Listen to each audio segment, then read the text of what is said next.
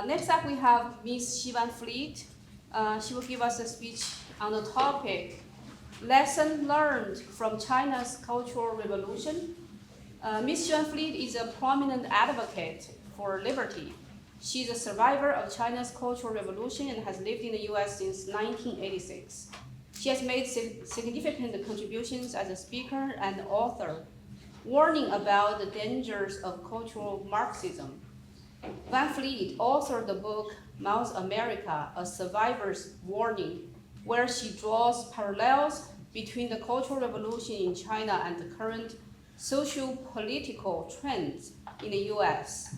Her advocacy has made her a prominent figure in the fight against critical race theory, CRT, in schools and the broader conversation on education and ideology. Let's welcome Ms. Xi Van Fleet.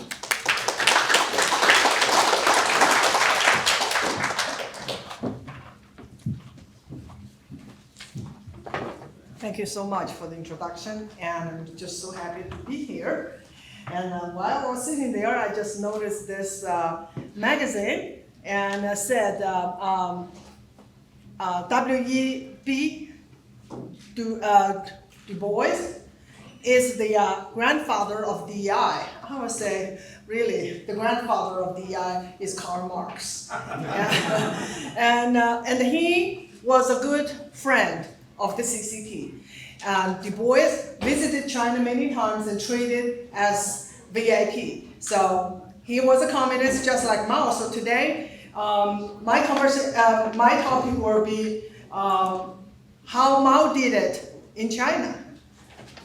So the concept and then the practice of affirmative action and DEI in education especially, and college admission is very familiar to those who lived through the Cultural Revolution and those who managed to learn about the Chinese Cultural Revolution, which took place from 1966 to 1976 when Mao died. So the only thing that we had a different name for Chinese style affirmative action DEI. It was called worker, peasant, soldier, college admission. Why such a name? Because those were the correct political identity in Mao's China, based on class. People of poor or proletarian family background were classified as the red class. The red class, they were the allies of the revolution. And those who used to be rich or own properties, they were classified as the black class. They were the enemy of the state. So these were the political identities in Mao's China. And this identity eventually become an individual's DNA. And you pass it down to your children and your children's children. So while Mao weaponized the political identities to divide the Chinese people, he also weaponized the political identity to dismantle meritocracy once and for all during the Cultural Revolution. Why? Because meritocracy really means freedom. Meritocracy allows an individual to succeed based on their own merit and apart from other identities. So this idea that a person has control of their own destiny is the total opposite to totalitarianism. Because totalitarianism wants to control every aspect of an individual's life. This is the reason that Mao wanted to destroy meritocracy. Mao and his party, the CCP, they want to be the one to determine who deserved the opportunity to go to college or to succeed. They want to be the one to determine losers and winners. So during the Cultural Revolution, college entry examination was totally canceled out. Admission now was based on 3 criteria. 1, must have the positive political identity. That means you have to be a member of the Red Cross. And then you have to be currently working in a factory or in the countryside or in the military. And the 3rd criteria is that you must have the recommendation from your local party leaders. That's it. That's it. That's the qualification of going to college or admitted into college. And academic qualification, nope, out of the window, not even relevant. So the policy was implemented in 1970. Admission quotas were sent to factories, villages, and the militaries. And the candidate were selected based on those 3 criteria, and then they were sent to college. That year, Beijing University, which is really China's Harvard University, enrolled for the first time the worker, peasant, soldier students. What they look like? 7% of those enrolled had high school education. 90% of them have only middle school education, and 3% of them had only elementary education. But they all have the right identity. They're all red. Okay, so this student, in reality, would spend their entire college time to learn about the very thing that they never learned in public school. So naturally, Mao's grand experiment failed. It failed miserably. So during those 10 years of the Cultural Revolution, public school failed to teach the students the very basics of reading, writing, and math. And universities failed to produce any qualified graduates. When China finally opened its up to the West in the early 1980s, it came to a shocking realization that it was lagging behind the West for more than a century in just about every way. After the Cultural Revolution, that policy was abandoned. The title, the very title of worker, peasant, soldier, college student came to mean someone who is unqualified and who is undeserving. Do you all know that Xi Jinping was such college student, worker, peasant, soldier, college student, and he is leading China. So in 1977, the admission system based on academic excellence was restored. This is something that I will never forget because at that time, I was working in the field as a peasant to receive my re-education. And it was that time that I was able to take the entry examination and passed it because of my own merit, and I was able to go to college. And from there on, I was able to come to America in 1986 to get my graduate study, meritocracy.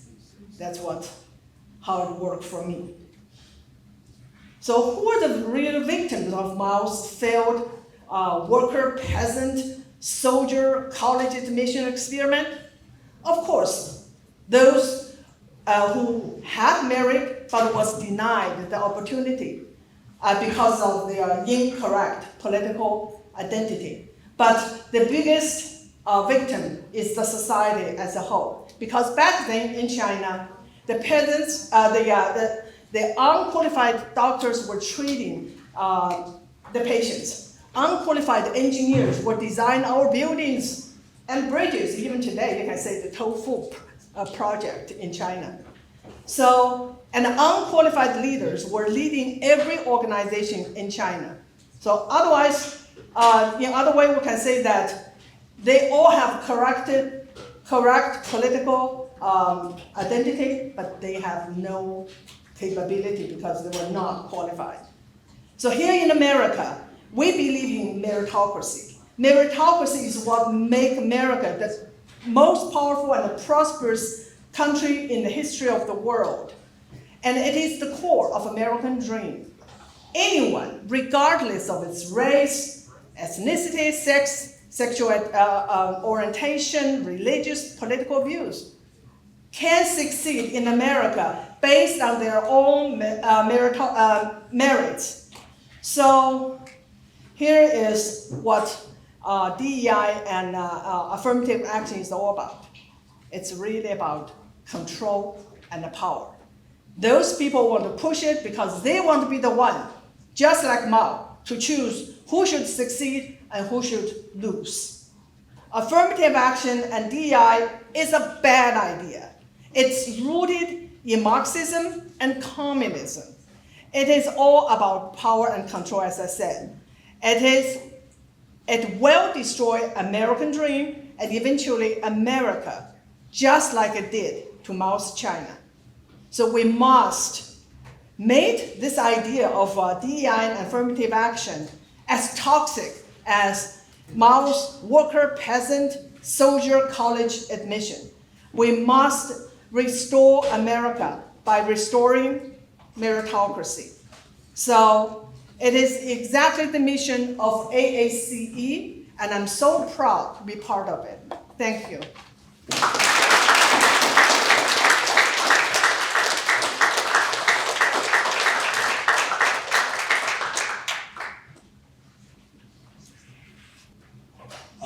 So first of all, thank you both for your perspective, especially coming from communist countries.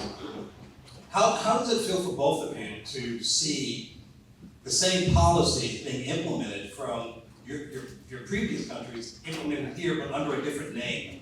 And how do we awaken Americans to the policies that these are Marxist policies, but just with a different brand name on it?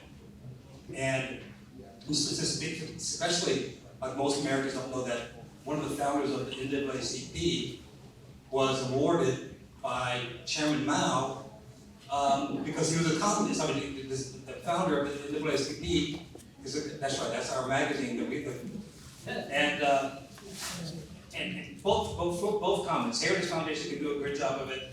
Most Americans don't know what's being implemented, or policies that have been obviously done in other countries on the Marxist policy. Maybe you can each Okay. take That's a up great the question. reins. Yes. What is your name? Yeah, Kendall Pauls from Minneapolis, Minnesota. Okay, I'd like to answer that question. I'll actually answer her. One after another. Yeah, I say why they don't know, because the history of communism had never been taught here. That is the problem. Why do I know? I experienced it. The people of my age, they knew right away, yes, because we know history.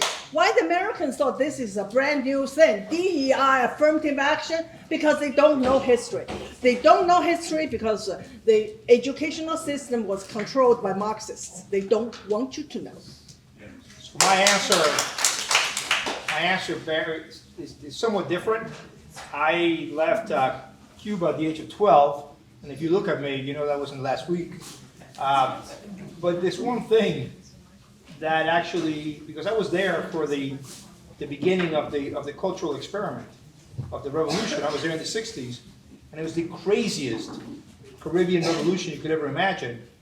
So what has allowed me to do, by the grace of God, I can help my country, the U.S., is I can recognize cultural genocide. What was happening in Cuba was cultural genocide. A band of revolutionaries had taken over in 1959, and they hated what had come before them.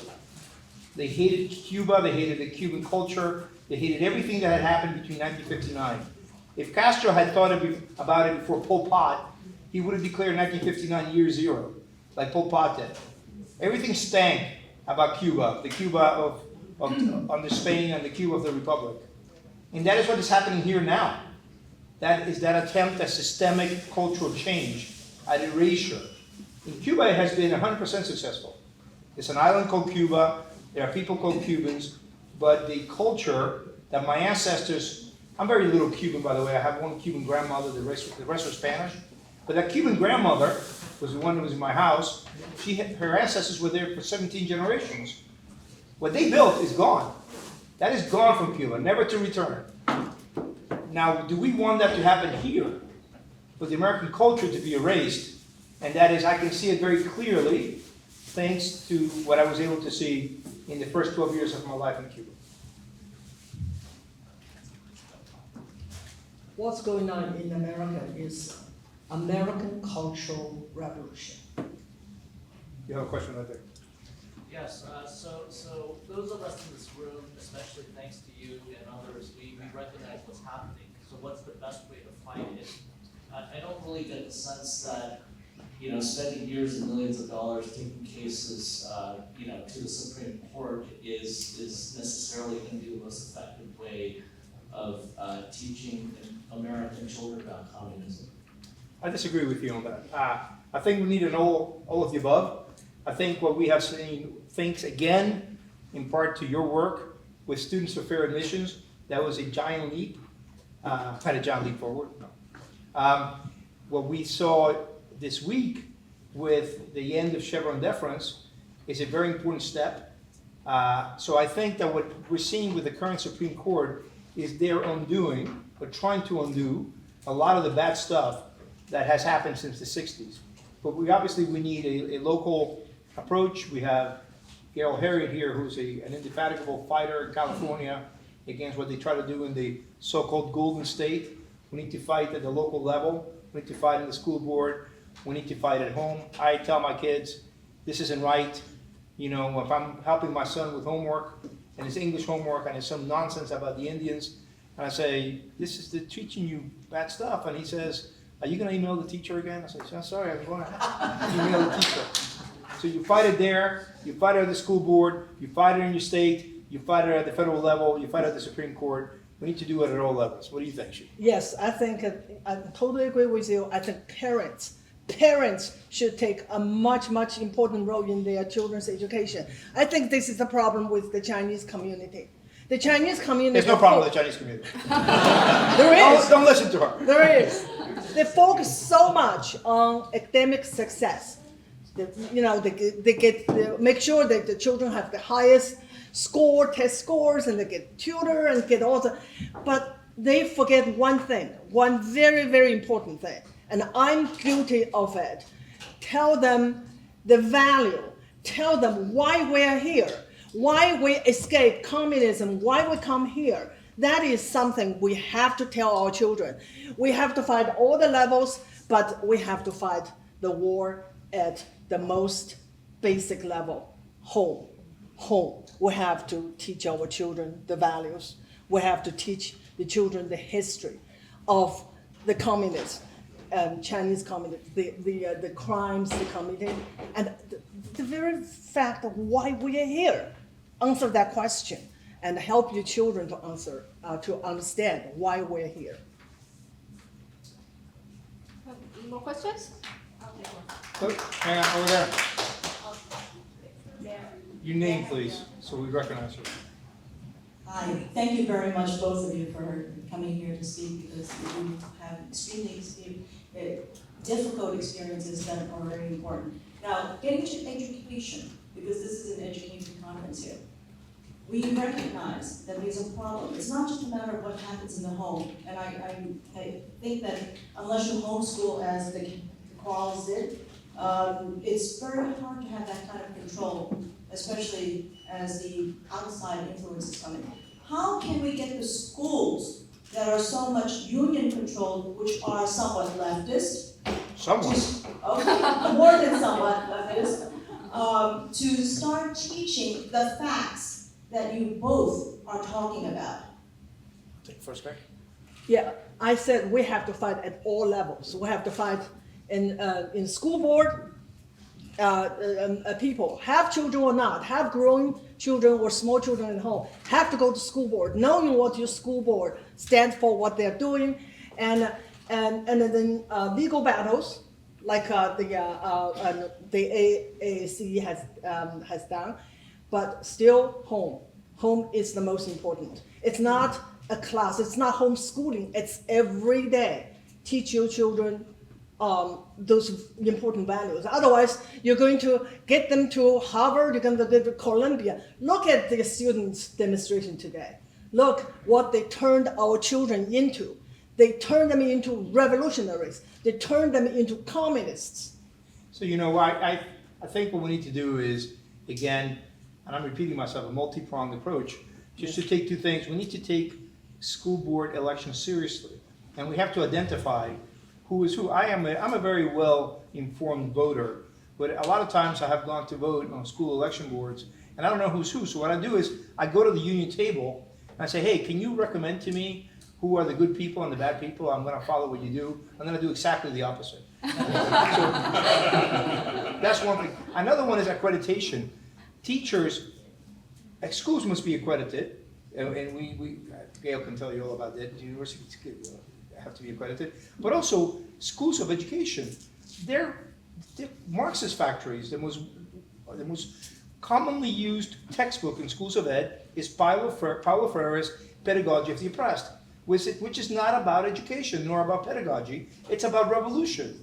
So we need to make sure that people who teach in K through 12 no longer need to have gone to these Marxist, madrasas.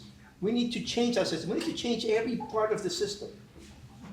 She's telling us, she's kicking us out. Just one comment I want to add to what you said, fight at every level. I would suggest to these guys, they also run for school board, run for state, run for federal offices. Yes.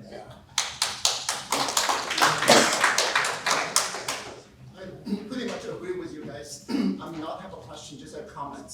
It is very,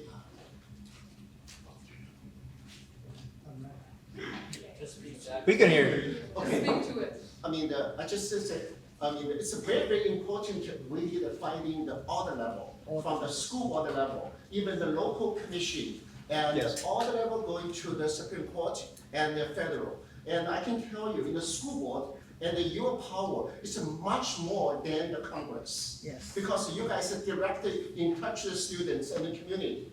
And since I'm come from California, and it's a very left in California, the education system cannot be changing in a short time. At meantime, our parents, we should teach our kids, we're using the community, using church, using any resource, help us. And also, and I served the school board before. And in the school board, we have lots of rights that can override the Department of Education for state and the Department of Education policy and from the federal. And we need to working together. Like the history, and they taught it a little, and in American, and almost no history, even Second World War history is very biased, but we can teach them. We can set the different the panel to debate. So at least you can teach more kids. If you can teach 5 kids, that's great. If you teach 5 parents, that's more because they can explain more information. I'm encouraging people like the Frank and the Shoes and other people and run for the school board, run for the college board. That's working together.